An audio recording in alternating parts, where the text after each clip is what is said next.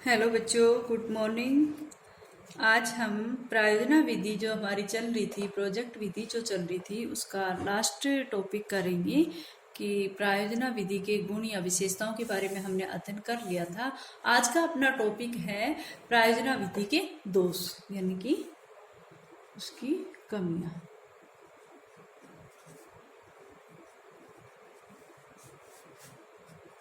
प्रायोजना विधि के दोष, दोष। अब दोष क्या क्या है बेटा? जब जो चीज़ जितनी वो ये है कि प्रसिद्ध होती उतनी ही उसमें कमियां भी होती है। प्रोजेक्ट मेथड अच्छा है, लेकिन इसमें बहुत सारी कमियां भी हैं। सबसे पहली बात तो मैं ये कहूँगी कि ये जो विधि है, प्रायोजना विधि जो है, सब विधियों से अधिक खर्चीली है। सबसे बड़ी कमी है बहुत खर्चीली,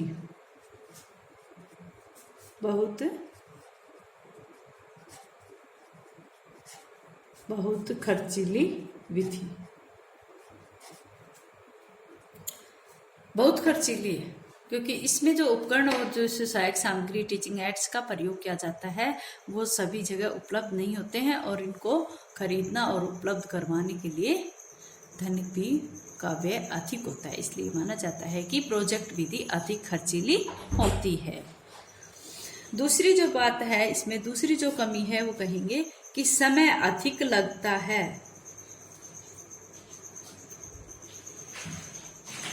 समय अधिक लगता है,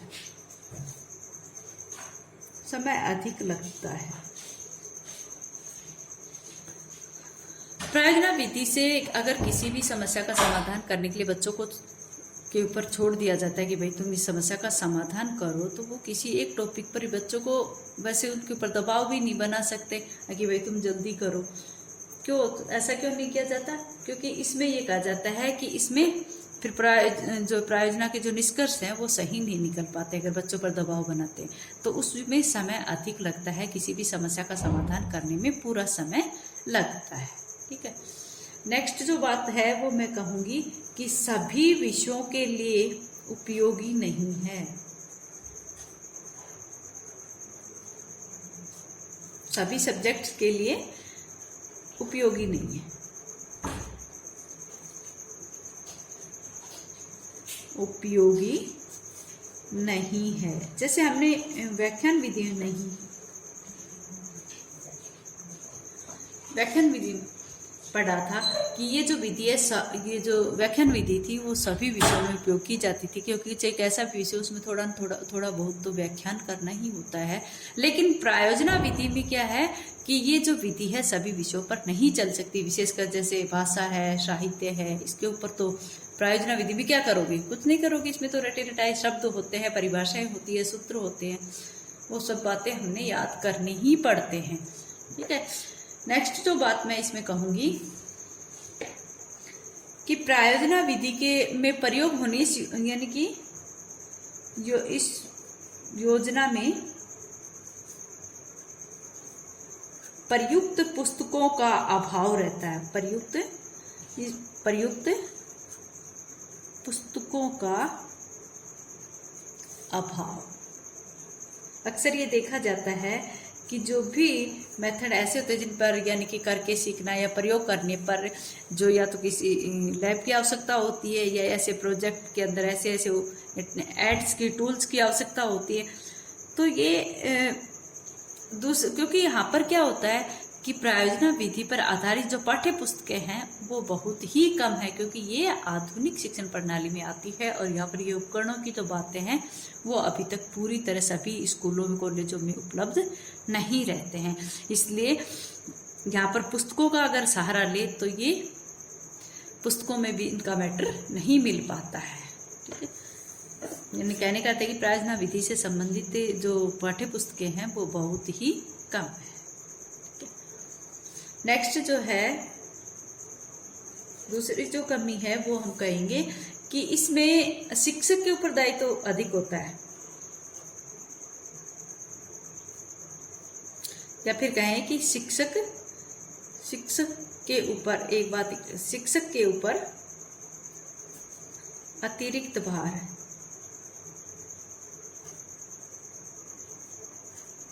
शिक्षक के ऊपर अतिरिक्त भार।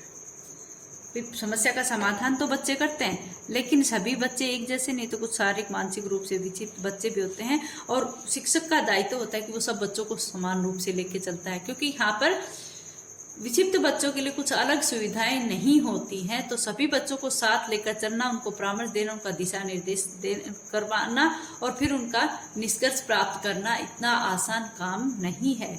इसलिए शिक्षक के ऊपर अतिरिक्त भार रहता है इस विधि के अंदर। समस्या का समाधान तो बच्चे करते हैं, लेकिन उनका मार्गदर्शन करते करते अध्यापक क्या करता है, सभी बच्चों को एक साथ लेकर नहीं चल पाता है। ठीक है, एक हम इसमें विशेष इसकी जो कमी है वो बताएंगे कि ये सभी कक्षाओं के लिए उपयोगी नहीं है।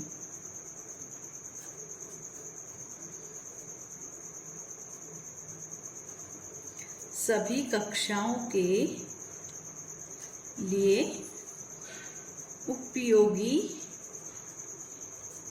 नहीं है। भाई बड़ी कक्षाओं के बच्चे होते हैं, वही क्या करते हैं, वही इसके माध्यम से अध्ययन कर पाते हैं, यानी कि उनको कोई समस्या कोई सवाल दे दिया जाता है और वो उसका हल करते हैं। लेकिन छोटी कक्षाओं के बच्चे ऐसा नहीं कर पाएंगे, विशेषकर जैसे फर्स्ट से लेकर 5th तक की जो क्लास हैं उनमें इसका प्रयोग नहीं होता है। वो बच्चे इस योजना के माध्यम से अध्ययन नहीं कर पाते। ये तो उच्च कक्षाओं के लिए होता है या फिर कॉलेज शिक्षा के लिए होता है। ठीक है, तो सभी कक्षाओं के लिए उपयोगी नहीं है और सभी विषयों के लिए उपयोगी नहीं है। और दूसरी एक इसी तरह की एक बात और है कि सभी तरह की जो विषय वस्तु, यानी कि सभी विषय वस्तु, सॉरी ऐसे कर सकते, सभी कक्षाओं की विषय वस्तु को, सभी कक्षाओं की विषय वस्तु को इस विधि से पढ़ाना संभव नहीं है।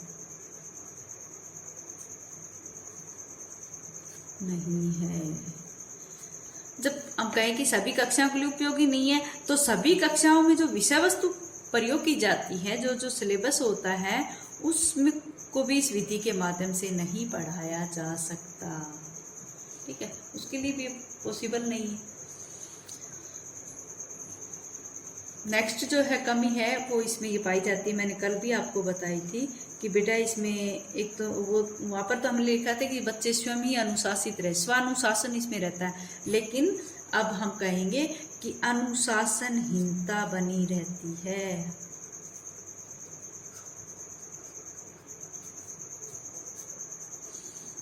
अनुशासनहीनता यहाँ पर अनुशासनहीनता का मतलब क्या है, क्योंकि जो बच्चे जब इनको इसके माध्यम से बच्चे अध्ययन करते हैं तो बच्चों को स्वतंत्र छोड़ दिया जाता है कि भाई तुम खुद अपना कार्य करो, खुद इसके अंदर वो करो, भाई खुद अपनी समस्या का समाधान करो। उनको स्वतंत्र इसलिए भी छोड़ दिया जाता है कि स्वतंत्र छोड़ने के बाद ही बच्चे स्वाभाविक रूप से कार्य कर पाते हैं।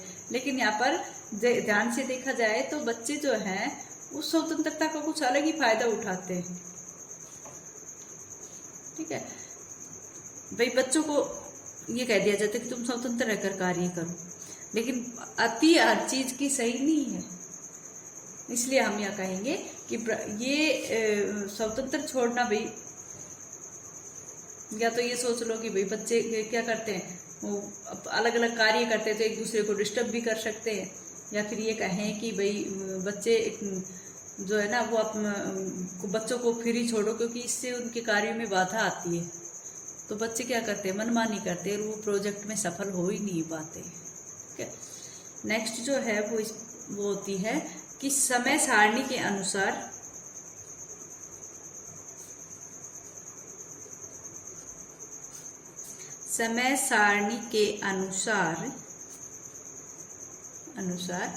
पाठ्यक्रम को पूरा करने की समस्या, या फिर हम कहते हैं कि समय सारणी के अनुसार पाठ्यक्रम पूरा नहीं होता है।